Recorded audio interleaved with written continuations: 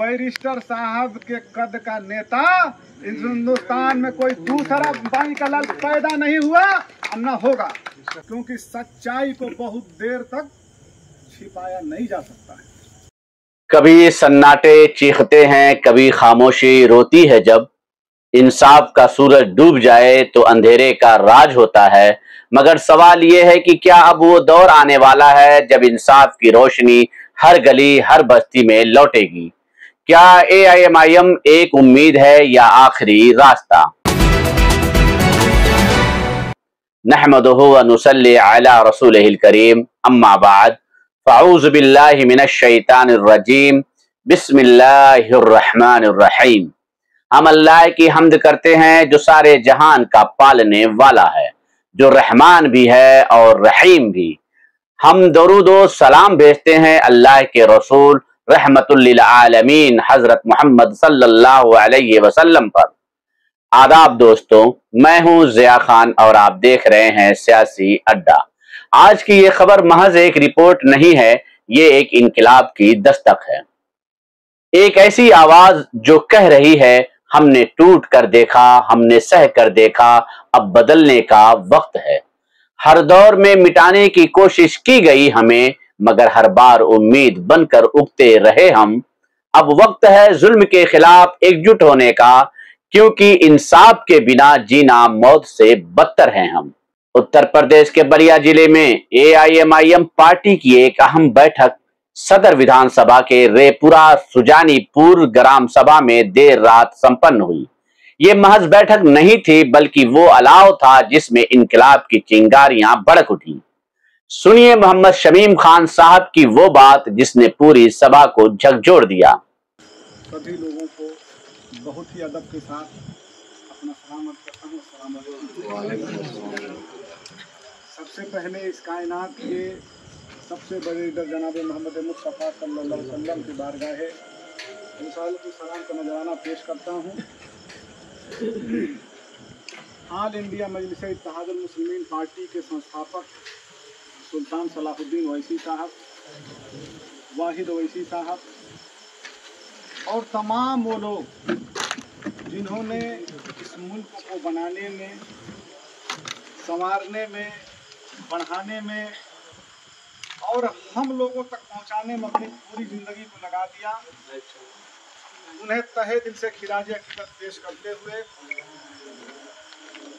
अंधों को आँख, बहरों को कान, गूंगों को जुबान और भारत को मान और संविधान देने वाले आदरणीय बाबा साहब डॉक्टर अम्बेडकर और उन सूफी संत गुरुओं जिनकी बदौलत आज यह हिंदुस्तान और हिंदुस्तान के दलित, पिछड़े, आदिवासी और मुसलमान आज इकट्ठे होकर अपनी लड़ाई को लड़ रहे हैं, अपनी बात कर रहे हैं। इसके लिए उन्हें भी खिराज अकीदत पेश करता हूँ। आज इस छोटे से कार्यक्रम की अध्यक्षता कर रहे जनाब कमालुद्दीन साहब, चलिए संचालन कर रहे छोटे भाई और जिले के प्रमुख महासचिव महताब आलम साहब, हमारे बीच में जिले के संगठन प्रभारी मोहम्मद नसीम खान साहब, पूरे उत्तर प्रदेश में तहलका मचाने वाले हमारे जिलाध्यक्ष आदरणीय राकेश गुप्ता जी,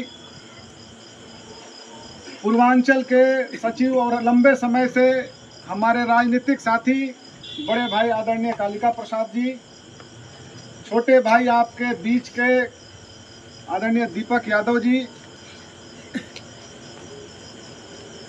संगठन का काम बहुत ही मेहनत से करने वाले छोटे भाई मुदस्सिर अंसारी साहब,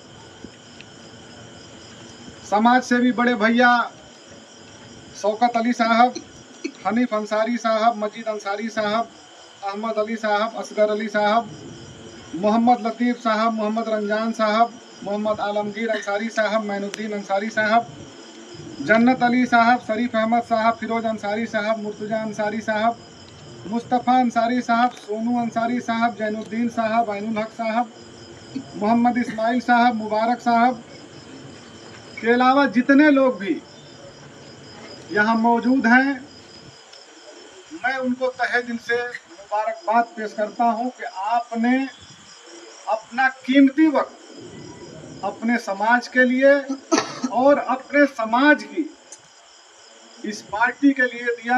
इसका मैं तहे दिल से आपका इस्तकबाल करता हूँ। इन फासिस्ट सामंती मनुवादियों की जड़ें बहुत गहरी हैं। ये सिर्फ अल्फाज नहीं थे, ये एक हुंकार थी। शोषित, वंचित, दलित, आदिवासी और अल्पसंख्यक समाज के लिए ये आवाज एक भरोसा बनकर उठी है, क्योंकि अब हमारे पास है AIMIM, अब हमारे पास है बैरिस्टर असदुद्दीन ओवैसी साहब और यूपी के जाबाज नेता हाजी शौकत अली साहब। अगर आप भी इस सिस्टम से थके हुए हैं, अगर आपको लगता है कि अब कुछ बदलना चाहिए, तो इस वीडियो को दिल से शेयर करें और नीचे कमेंट करके बताएं, क्या AIMIM ही वो सियासी चाबी है जो इंसाफ का दरवाजा खोल सकती है। अब सुनिए उस वक्तव्य का दूसरा हिस्सा, जहां शमीम खान ने बताया कि ये लड़ाई अब सिर्फ AIMIM की नहीं, हम सब की है। एक छोटी सी बात से अपनी बात शुरू करूंगा, और बात क्या है, वो दिल का दर्द है। लगा के आग दरख्तों को अपने हाथों से, अजीब लोग हैं साया तलाश करते। आज तक इस हिंदुस्तान में हमारी बात करने वाले, हमारे लिए लड़ने वाले, हमारे लिए अपनी जिंदगी कुर्बान करने वाले बहुत सारे लोग और मसीहा पैदा हुए, बहुत सारे लीडर भी आए और चले गए, लेकिन हम लोगों ने कभी भी उनको अपना लीडर नहीं माना, उनके दामन को पकड़ने का काम नहीं किया, उनको मिशन को बचाने का काम नहीं किया। नाम लूंगा और उनके बारे में बताऊंगा तो 10 बज जाएगा। बहुत सारे लीडर और पार्टियां हमारे बीच में आई जो हमारी थी, हमारी लड़ाई लड़ रही थी, इस देश के कमजोर, शोषित, वंचित समाज को उनका हक अधिकार दिलाना चाहती थी, लेकिन हम लोगों ने उनका दामन पकड़ने का काम नहीं किया। वो पार्टियां हमारे बीच से चली गईं, वो नेता मायूस हो गए, लेकिन अल्लाह का शुक्र है कि अल्लाह ने हमारे बीच में इतना मजबूत, इतना ताकतवर और इतना बेहतरीन लीडर आपके बीच में बैरिस्टर असदुद्दीन ओवैसी साहब को बना के भेजा है कि दुनिया की कोई ताकत उनको न हिला सकती है, न उनको डिगा सकती है और न उनको डरा सकती है। इस हिंदुस्तान में, इस देश का चाहे शोषित हो, चाहे पिछड़ा हो, चाहे वंचित समाज हो, चाहे दलित समाज हो, चाहे अल्पसंख्यक समाज हो, बैरिस्टर साहब ने कभी भी किसी के साथ भेदभाव करने का काम नहीं किया और सबकी आवाज को मजबूती के साथ सड़क से लेकर संसद तक उन्होंने उठाने का काम किया, लड़ने का काम किया और इंसाफ दिलाने का भी काम किया। जो समाज के लोग ये कहते थे कि बैरिस्टर साहब मुसलमानों के नेता हैं, मुसलमानों के नेता हैं और केवल एक लोगों की बात करते हैं, आज पूरा देश कह रहा है कि बैरिस्टर साहब के कद का नेता इस हिंदुस्तान में कोई दूसरा बाई का लाल पैदा नहीं हुआ और न होगा। आज देश का हर समाज बैरिस्टर साहब को लीडर मान रहा है और जो उनकी मुखालिफत करते थे, जो उनकी बुराई करते थे, आज उनके भी मुंह उनकी तारीफ करने लगे हैं, क्योंकि सच्चाई को बहुत देर तक छिपाया नहीं जा सकता है। हम आपके बीच में आए हैं, ये देश बहुत बड़ा है, समस्याएं बहुत बड़ी हैं, लेकिन इन 75 सालों में इन ढोंगी नेताओं ने, जिन्होंने सत्ता की मलाई खाने का काम किया, 75 साल से चाहे आप और चाहे आपके अब्बा और चाहे उनके अब्बा किसी न किसी यहाँ के नेताओं को वोट देने का काम करते आ रहे हैं, चाहे विधानसभा हो और चाहे लोकसभा हो। लेकिन मैं आपके सामने एक सवाल रखना चाहता हूं कि अगर सुजानीपुर में अगर रिंग बंधे से NH-31 से अगर आपके यहाँ सड़क नहीं है तो इसके जिम्मेदार क्या ओवैसी साहब हैं? उसके जिम्मेदार क्या आप हैं? ये वो लोग जो आपका वोट लेने के बाद 50-50 लाख की गाड़ियों में घूमने का काम करते हैं, जिनके बलिया में भी 3 प्लाट है, लखनऊ में भी 3 प्लाट है, हर शहर में उनके 2-2 प्लाट और मकान हैं। उनके पास पैसा कहां से आ गया? उन्होंने आपका हिस्सा मारने का काम किया। आपका वोट तो लिया उन्होंने, लेकिन कभी भी आपकी बात नहीं की। एक बुनियादी चीज जो सड़क, बिजली और पानी की है, 75 साल में ये निकम्मे यहाँ के विधायक और सांसद ये नहीं दे पाए, आपको ताकत देने का काम ही क्या करेंगे? जब ये बुनियादी चीज, अभी जब हम आपके यहाँ उतरे तो पैदल आना पड़ा, उसमें भी नाली थी, ये कच्चे रास्ते ये बता रहे हैं कि इस गांव की बदहाली को दिखा रहे हैं और ये दिखा रहे हैं कि कितनी बेहुरमती से आपने अपने वोट का इस्तेमाल किया है। 75 साल में अगर आपने 2 बार, केवल 2 बार, आपने 20 बार वोटों का इस्तेमाल किया होगा, आपने 2 बार अगर वोट का इस्तेमाल अगर कायदे से आपने कर दिया होता तो आपके यहाँ चमकती हुई सीसी रोड होती। लेकिन आपने पता न किस बहकावे में, किस समझदारी में, किसको जिताने के चक्कर में और किसको हराने के चक्कर में आपने वोट दिया। आज तक आपके यहाँ जो एक बुनियादी चीज है, सड़क, बिजली और पानी, आज तक आपके यहाँ मुयस्सर नहीं हो पाया। इसके जिम्मेदार कौन है? इस पर भी बहुत ही गंभीरता से सोचने की जरूरत है। हमारे बीच में हमारे छोटे भाई, हमारे बड़े भाई आपके बीच में मौजूद हैं, जो लोग ये कहते हैं कि यह पार्टी केवल मुसलमानों की पार्टी है। तो मैं पूछना चाहता हूं कि ये कालिका प्रसाद जी जो अनुसूचित समाज में है, आज 5 साल से इस पार्टी को बढ़ाने के लिए क्यों मेहनत कर रहे हैं?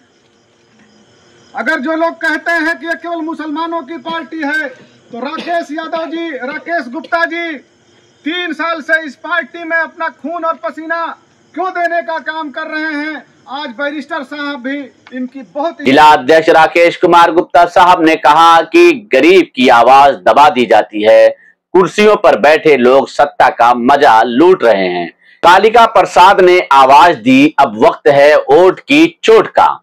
आपसे एक सवाल है, क्या आपको लगता है कि मौजूदा सरकार ने वाकई गरीबों के लिए कुछ किया है, या बस वादे, प्रचार और जुमलों का खेल चल रहा है? कमेंट करके जरूर बताएं। और अगर आपने अब तक चैनल सब्सक्राइब नहीं किया है तो आज ही जुड़िए इस कारवां से जो हक की बात करता है, क्योंकि सियासी अड्डा वो जगह है जहां से इंसाफ की सच्ची आवाज उठती है। अब सुनिए शमीम खान साहब की तीसरी और सबसे असरदार स्पीच। पार्टी में वही लोग हैं, समाज के दबे कुचले शोषित समाज के लोग, जिनकी उपेक्षा की गई है, जिनको उनका हक और अधिकार नहीं दिया गया है।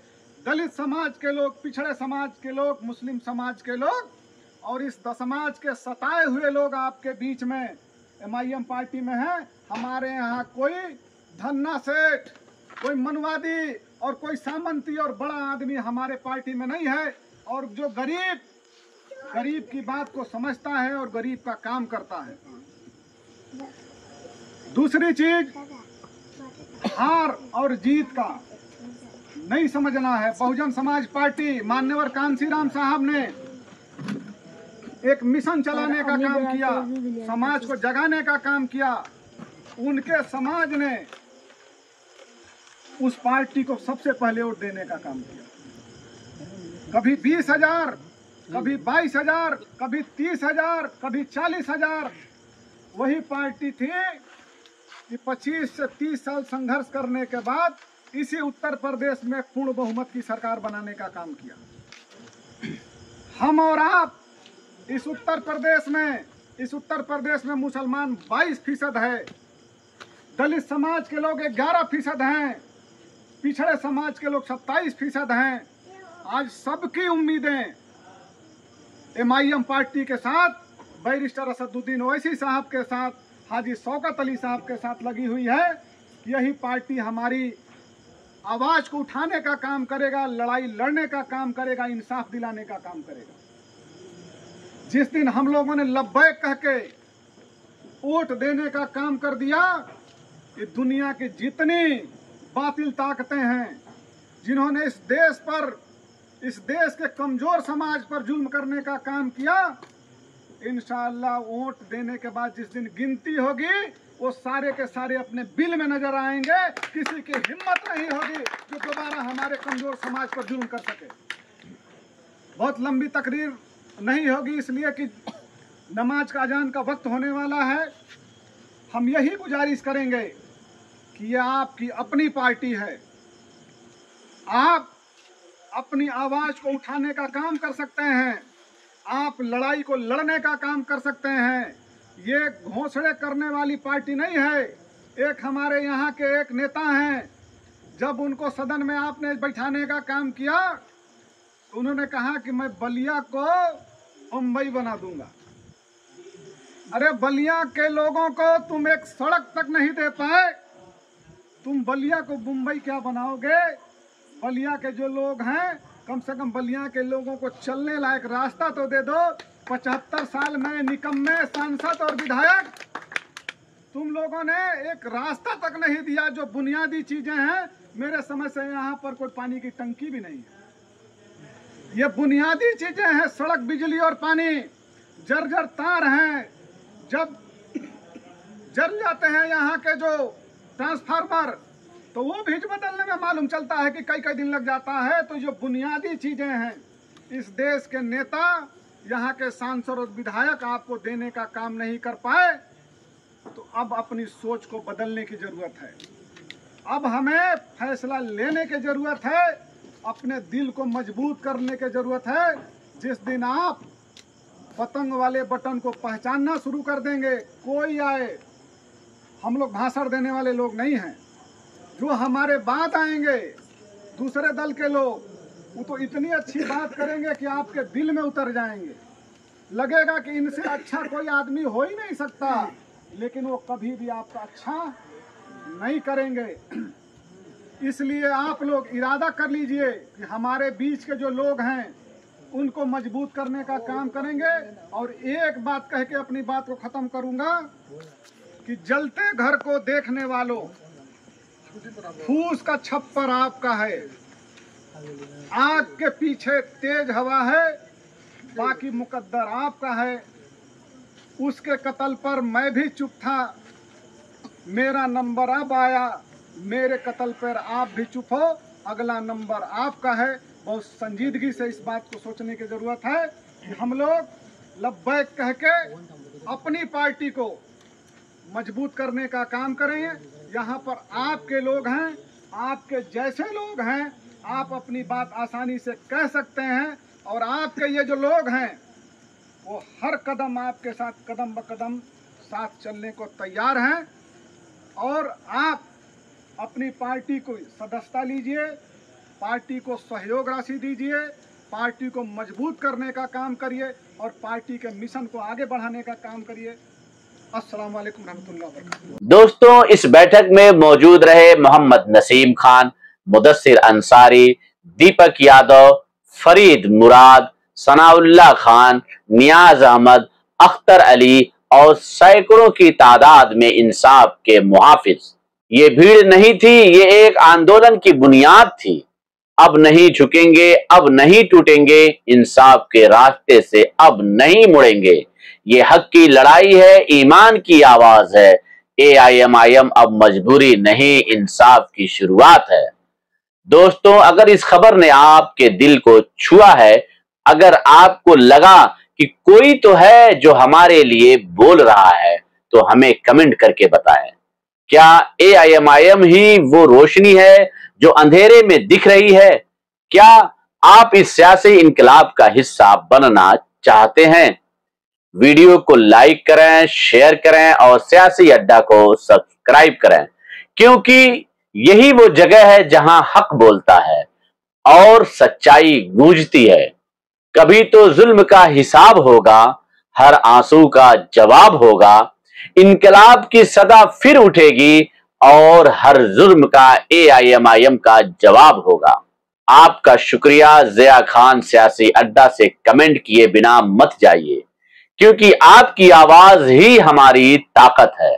इस रिपोर्ट में बस इतना ही। मिलते हैं अगली खबरों के साथ, तब तक आप अपना ख्याल रखें।